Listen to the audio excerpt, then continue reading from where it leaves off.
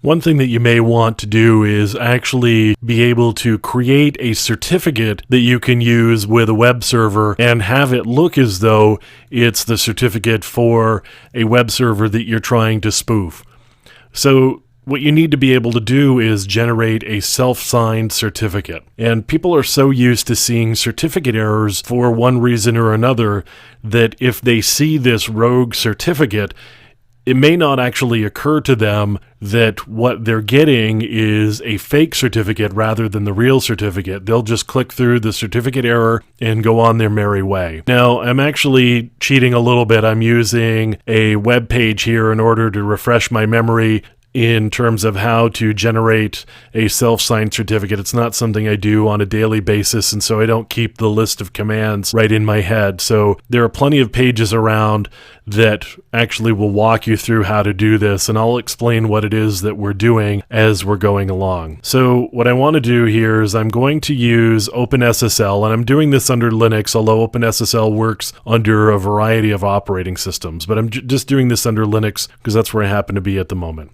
So I'm going to generate an RSA key, and RSA is the 3 letters for the 3 guys who were responsible for coming up with the algorithm. And I'm going to do a key here, and I'm going to call it server.key, and I'm going to make the key length 1024 bits. So it's asking me for a passphrase, and I'm just going to give it a passphrase. Now what I need to do is generate a signing request. So I'm going to use OpenSSL again, and I'm going to do a request that's a new request. I'm going to say the key is the server.key that we just generated, and the output is going to be the server, and that should be the certificate signing request. I'm going to shrink that back again. And now I'm going to type in the passphrase that I had used, and now it's asking me to give information about the certificate. So I'm going to give it some information here.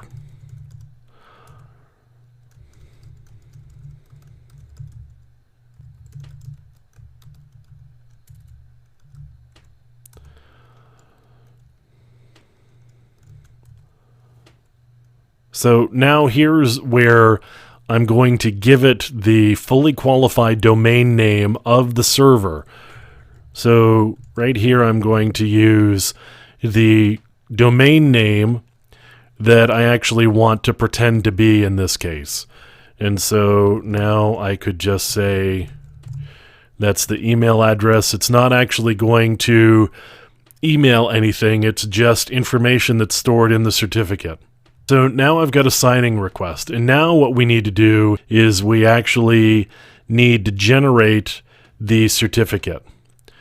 So I'm going to go back here, and I'm going to do OpenSSL again. We're asking for an X509 certificate. It's a certificate request. The number of days, you could set this to anything you want. I'm going to make it 10 years just for fun.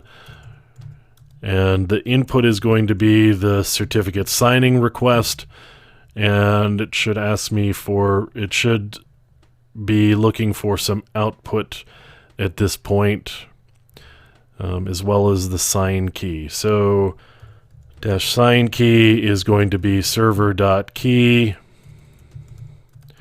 and the output is going to be the server certificate. And it's asking me for the passphrase for the key, which we had plugged in earlier. And now I should have the server.crt. So I can actually look at that server certificate. And I'm going to say X509. And I want it output in a text format. And I'm going to say server.crt. So now I've actually got the information here in the certificate.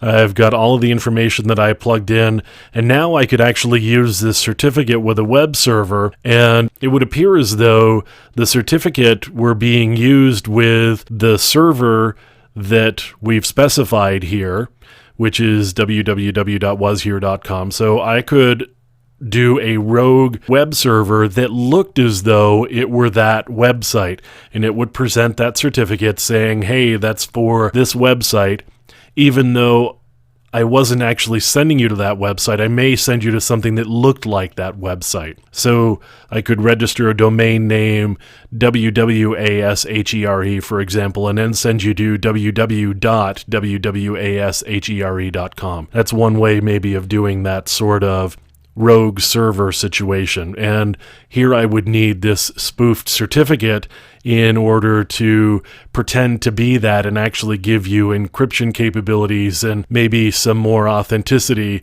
Hey, guess what? It's encrypted, there's a certificate, all of that sort of thing. So that's how you would do some spoofed certificates, or that's one way of doing spoofed certificates.